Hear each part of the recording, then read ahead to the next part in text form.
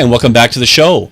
Today we're speaking with Jim Brown. He is the founder and owner of Empower Performance Group, a consulting firm specializing in assessment tools for hiring, training, coaching, and succession planning. Jim has invested close to a decade of his career educating himself in the use of psychometric assessment tools for workforce alignment. So, Jim, welcome to the program. Thanks for joining us.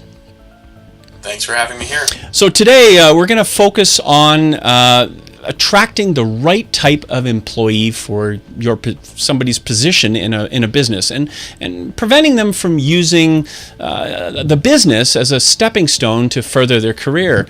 In 2013, Alberta still faces the lowest unemployment rate in Canada. This puts extra pressure on sales-based employers as better paying jobs in the services and energy field steal good, reliable employees away from the automobile sales side. Jim, first of all, before we went on air, you mentioned that you've helped dealer reps and groups avoid many hiring mistakes, which could have cost upwards of $250,000 per candidate. Could you maybe explain to our audience a little bit about that? Sure. What that number is based on is factoring all of the different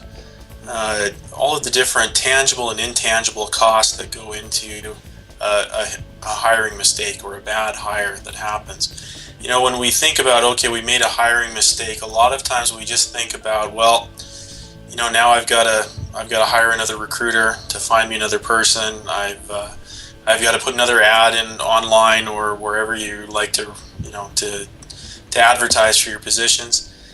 We just think about some of those basic costs, and those can still be quite expensive. You know, a good recruiter nowadays is not the cheapest thing in the world. But even just putting all the tangible costs down, a lot of studies out there are showing that, especially in the sales world, because of the training that's involved, you know, you could lose up to $50,000 really quickly making a single bad hire. And when you add in the intangible things, okay, so some of the negative impacts on your employee morale, the negative impacts that you're going to get on your client relations, especially your best clients, and you know, the lost sales that happen because of a bad hire or a hiring mistake, and the lost productivity that come in, that's where the number really starts to escalate, and $250,000 that can come along pretty quickly once you start looking at those different items. Well, Jim, what are some of the technologies that are out there that can help a business pick better candidates? Well, the nice thing is that there are some great things happening, and you know, especially in the automotive dealership world, a lot of dealers have been using different assessment tools for many years to try and find a good match with their employees and the people that they're bringing in. And the great news is that assessment tools have come a long way, you know, especially from the days of you know, putting a candidate in a room with a paper and pencil and having them fill out an assessment tool.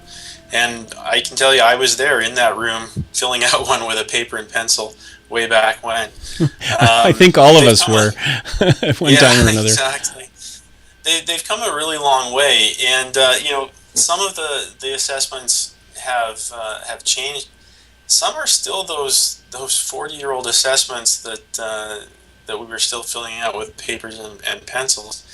But there are new tools out there that are extremely reliable, and there's a lot more industry attention to making sure that the standards are up there. So there's a new Test Manufacturers Association that makes sure that the standards for reliability and validity are extremely high. And so, you know, that's one thing that people who are using assessment should be looking at. Is the assessment they're using, is it part of that industry standard, and is it being validated on a regular basis? Is it being tested for reliability so that it is actually measuring what they're hoping it will measure? Because if you get something that isn't measuring, then, you know, it's not doing you much good, no matter how inexpensive it might be. There's also been some really great developments in technology, of course, and And so now you can be taking an assessment anywhere. Your candidate, no matter where they are, you can send that to them by email, and they can have that assessment experience very quickly. And then your results get delivered to you instantaneously. So, instead of waiting for a while to get the results in, when someone completes an assessment now, you should have the results within minutes, and not very many minutes at all. And the other nice thing is that you then have access to those results anywhere, or you should be able to have access to them, so that you can use those not just for the selection part, but so that you can look at them on, how do I coach this person now that they're in the business, and how do I plan for their future career as well too, because you get a good person in, can you keep them throughout their career instead of losing them to the first next good job that comes along, as you were talking about. So now, so what you're saying basically is the assessment isn't just for picking the person; it's also for properly positioning them so that they're happy at work and they've got the right kind of skills, and you can actually help them through the job process. Is that kind of what you're saying? Yeah, and the best assessment tools out there do that. And the difference between them is there are different types of assessment tools that are being used. And the way to look at them is there are a couple of types. There are ipsative assessment tools, and there are normative assessment tools. Now, ipsative assessment tools are things like the DISC assessment or the Myers-Briggs assessment tool. And these are very good at measuring personality of a person, but what happens is it's a snapshot in time. Basically, you're getting the personality of this person right now, and the trouble with that is that in a 6 months or a year, that could change and be very different.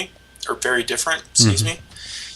A normative assessment means that we're taking information that is normed against the general working population, so that we actually get a better idea of who the person really is, not just who they think they are at the moment.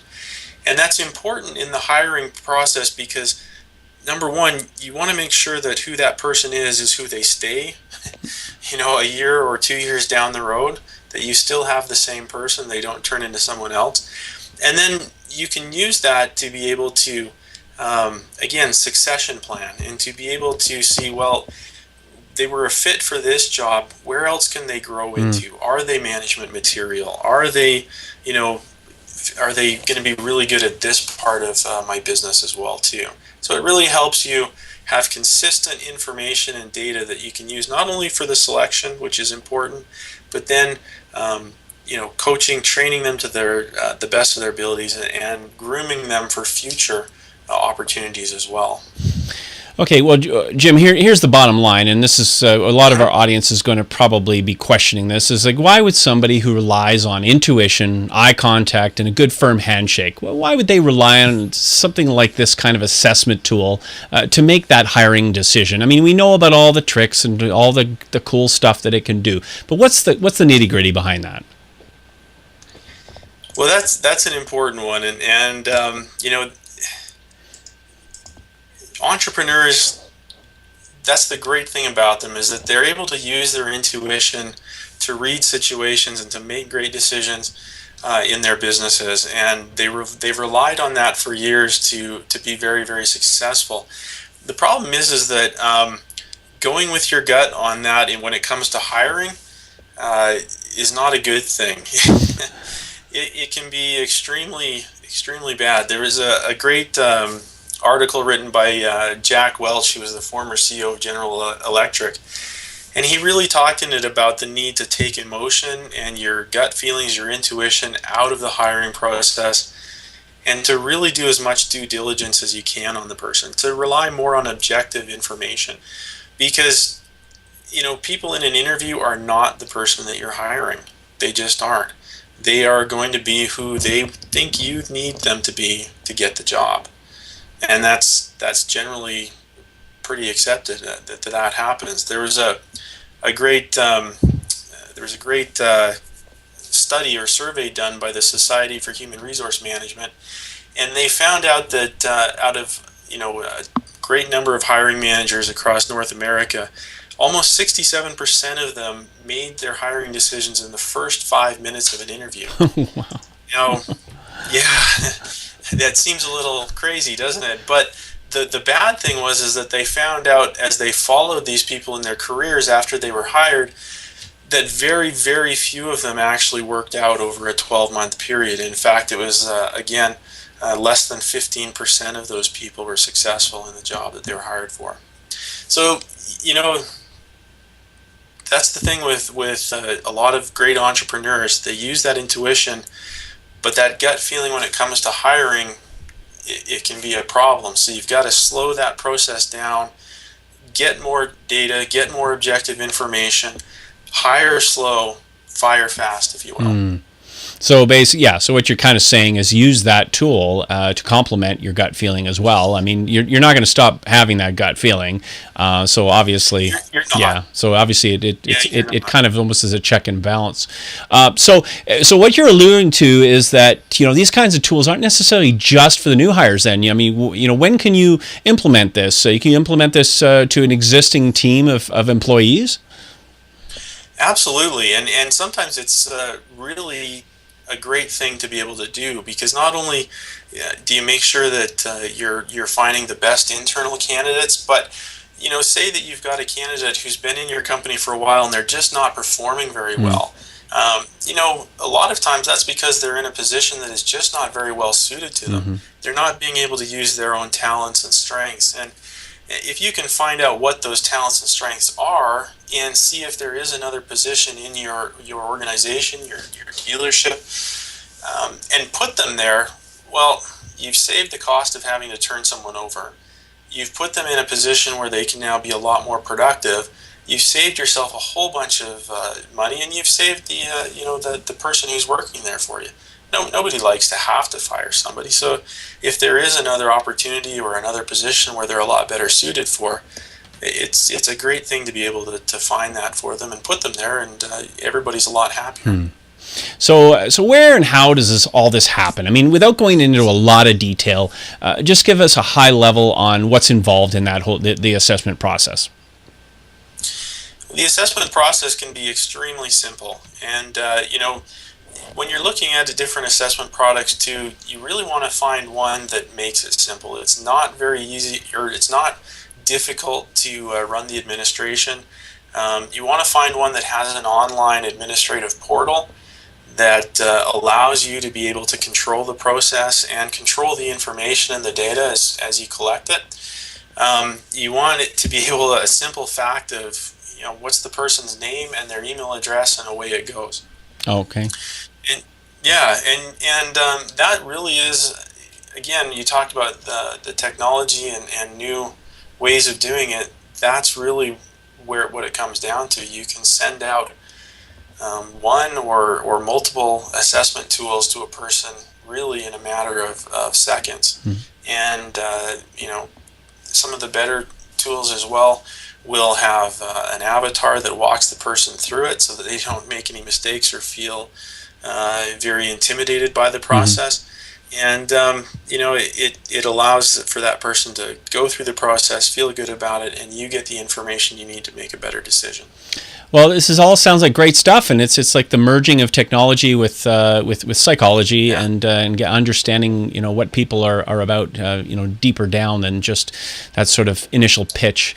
Right. So Jim, let's just summarize here with a giveaway here. If you could offer one piece of advice to a business owner who is struggling to keep employees, what would that be?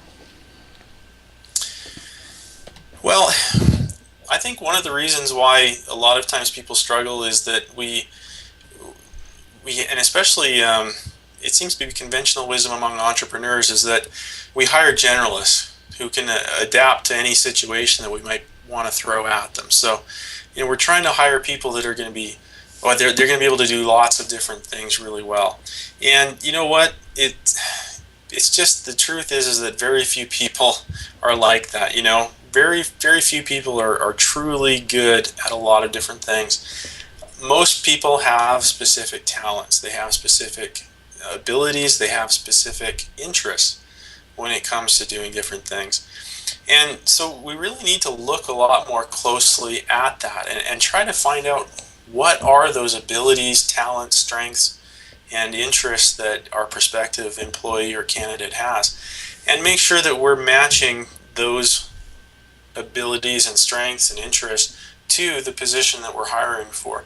Because if we don't get that right, if it is a bad fit, it's a poor fit, it's going to be very difficult to retain that person.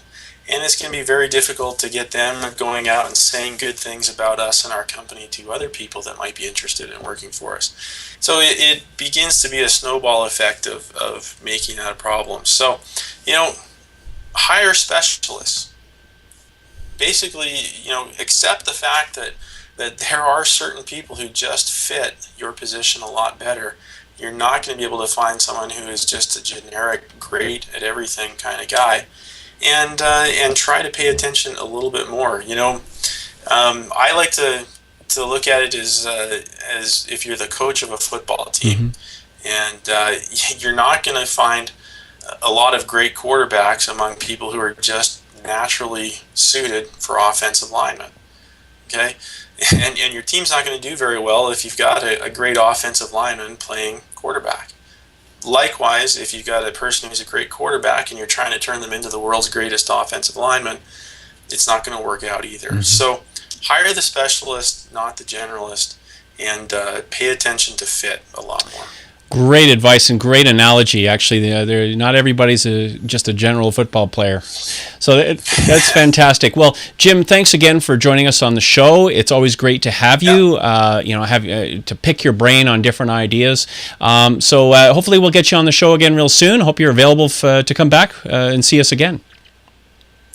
Absolutely, and going along with that is. I forgot to mention that you definitely want to make sure and know what turnover is costing you, or what mistake hires are costing you. So if you can find a way to calculate that out, we do that for a lot of clients, and we have a very simple tool that helps you do that. But know how much you're actually getting hit with, and then we'll try and turn around and fix that for you. Okay, great. Well, and if you want to find that tool, the website to check out is job-matched.com. All kinds of information and great ways to download information at that location. Again, Jim, thanks for having you on the show, and thank you all for joining us once again. Thank you. And we'll see you again real soon. Take care. Thanks.